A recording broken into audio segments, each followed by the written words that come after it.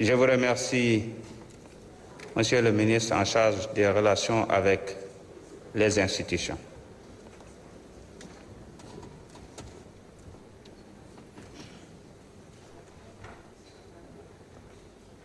Je vais à l'instant procéder à la lecture de notre discours de clôture de la session ordinaire unique. Monsieur le Président de l'Assemblée nationale de la République de Gambie, chers frères, Monsieur le Président de l'Assemblée nationale de la République islamique de Mauritanie, chers frères, Monsieur le représentant du Président de la Chambre des représentants du Royaume du Maroc, Monsieur le ministre du Travail, de l'Emploi et des Relations avec les institutions, chers anciens présidents de l'Assemblée nationale, chers collègues députés, honorables invités, mesdames et messieurs, en cette cérémonie solennelle de clôture de la session ordinaire unique, permettez-moi, avant toute chose, d'adresser mes sincères remerciements aux délégations parlementaires venues des pays amis. Je voudrais citer mes collègues de la Gambie, de la Mauritanie et du Maroc. Votre présence parmi nous n'est pas seulement un honneur. Elle incarne une solidarité parlementaire active et témoigne avec force de la vitalité de la diplomatie parlementaire dans la construction de démocraties solides, coopérantes et résilientes. Je tiens également à rendre un hommage appuyé à l'ensemble de mes collègues députés de notre institution parlementaire. À vous, chers collègues, je dis merci pour votre engagement constant, pour votre esprit de responsabilité, votre sens du sacrifice et votre fidélité au mandat que vous a confié le vaillant peuple sénégalais. J'adresse aussi mes remerciements sincères aux agents de l'administration parlementaire et aux membres de mon cabinet. Dans l'ombre, mais avec un professionnalisme remarquable, ils ont soutenu la dynamique de réforme que nous avons engagée avec détermination. Je tiens également à rendre un vibrant hommage à tous mes prédécesseurs qui ont contribué activement à la vitalité démocratique de notre pays depuis son accession à l'indépendance. Mesdames, Messieurs, chers collègues, honorables invités, cette session a été marquée par un engagement collectif remarquable face à des défis considérables. Dès l'installation de la 15e législature, le 2 décembre 2024, nous avons dû faire face à une urgence institutionnelle, à savoir le vote du budget 2025 dans des délais extrêmement serrés. Grâce à la mobilisation exemplaire des commissions, à la rigueur du bureau et à votre disponibilité et assiduité constante, nous avons relevé ce défi avec succès. Ce vote, effectué dans le respect strict du calendrier légal, est le fruit d'un Parlement mobilisé, responsable et conscient de son rôle. Mesdames et Messieurs, chers collègues, honorables invités, cette performance ponctuelle n'aurait de sens que si elle s'inscrit dans une dynamique durable portée par un cadre juridique adapté. Nous avons très vite identifié l'obsolescence de nos textes internes, dont le règlement intérieur, le règlement administratif, le règlement financier, le statut du personnel, devenus de véritables entraves à notre efficacité, je dirais même à notre efficience. Le règlement administratif et le statut du personnel maintenaient notre administration dans une insécurité juridique incompatible avec les standards d'une institution moderne.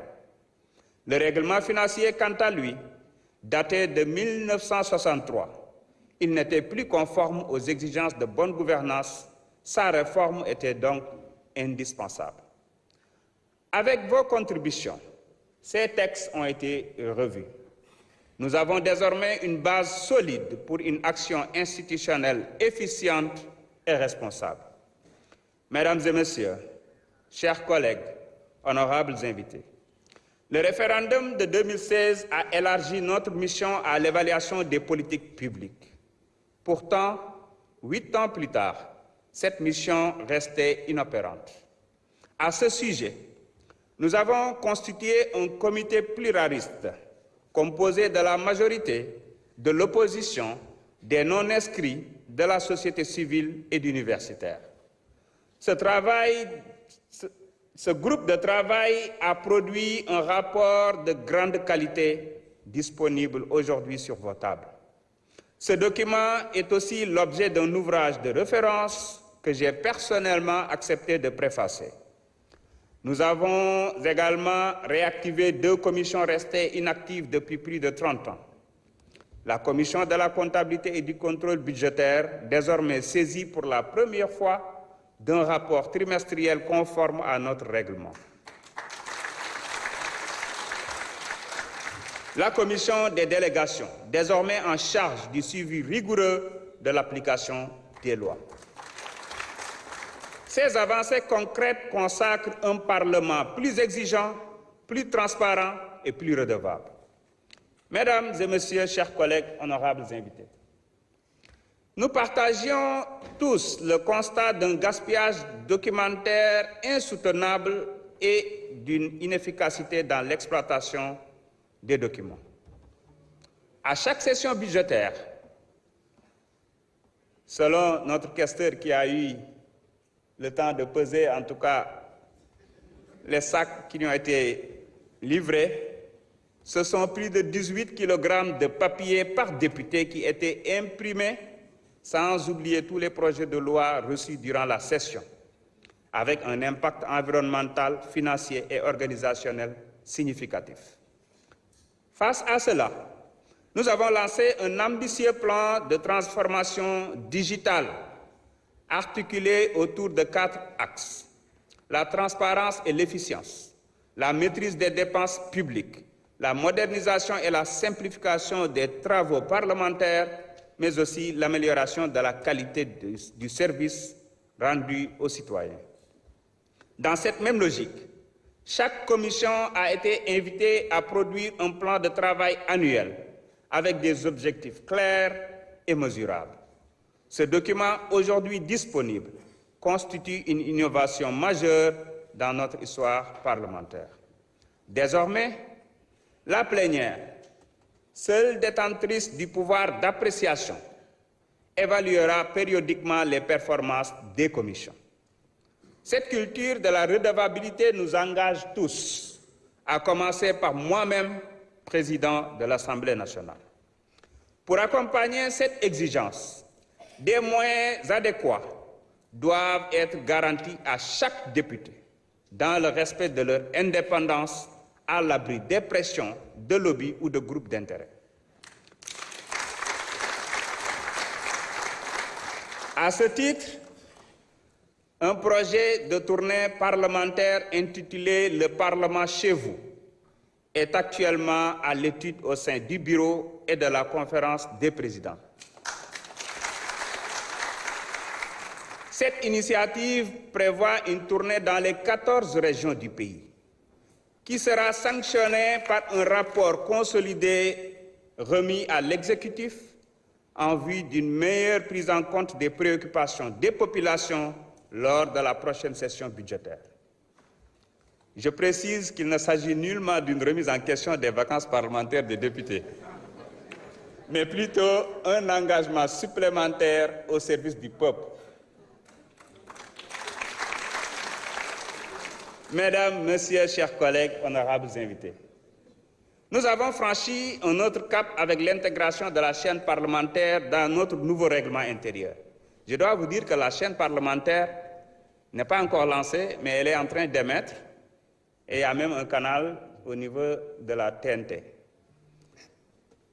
Elle ne sera pas un média de plus, mais un outil pédagogique, un levier de transparence et un pont entre le citoyen et l'Assemblée qui le représente. Les réformes engagées s'inscrivent dans un cadre plus large, inspiré par la volonté de transformation du président de la République, son Excellence Bassirou Diomaye Diakhar Faye. Notre Assemblée adhère pleinement à cette vision de rupture, de modernisation et de renforcement de la responsabilité publique. Elle en est un acteur actif. Dans cette dynamique de transformation, je tiens à remercier le Premier ministre Ousmane Sonko pour la qualité de la collaboration entre notre Parlement et son gouvernement, représenté ici par Monsieur le ministre du Travail, de l'Emploi et des Relations avec les institutions.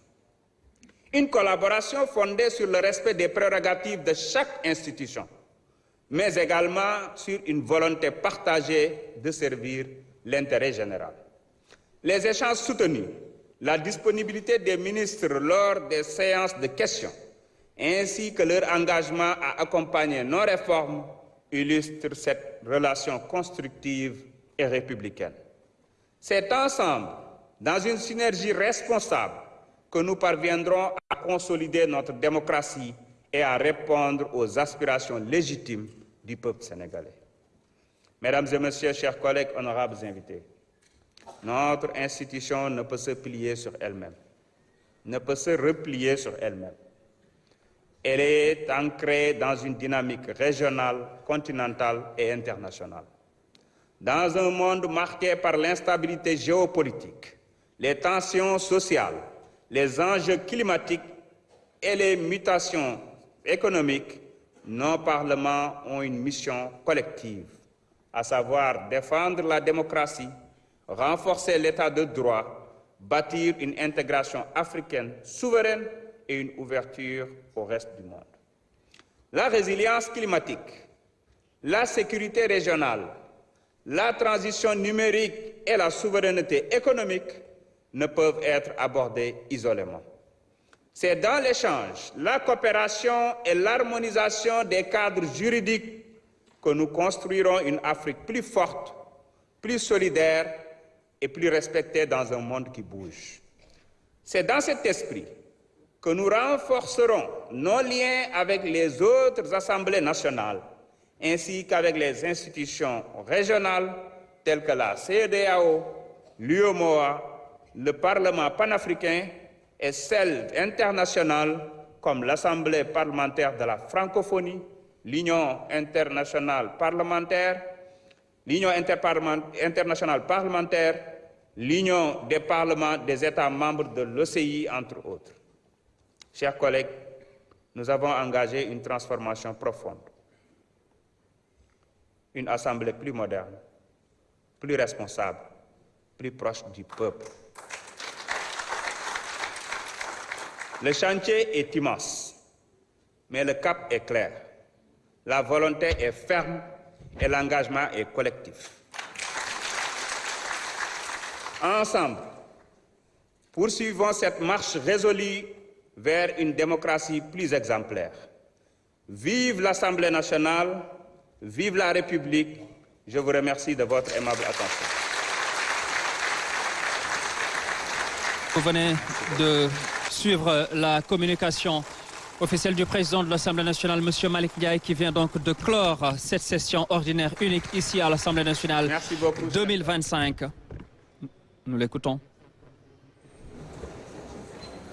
Conformément aux dispositions de l'article 2 de notre règlement intérieur, je déclare close la session ordinaire unique 2024-2025 de l'Assemblée nationale. La séance est levée. Voilà, le coup de marteau.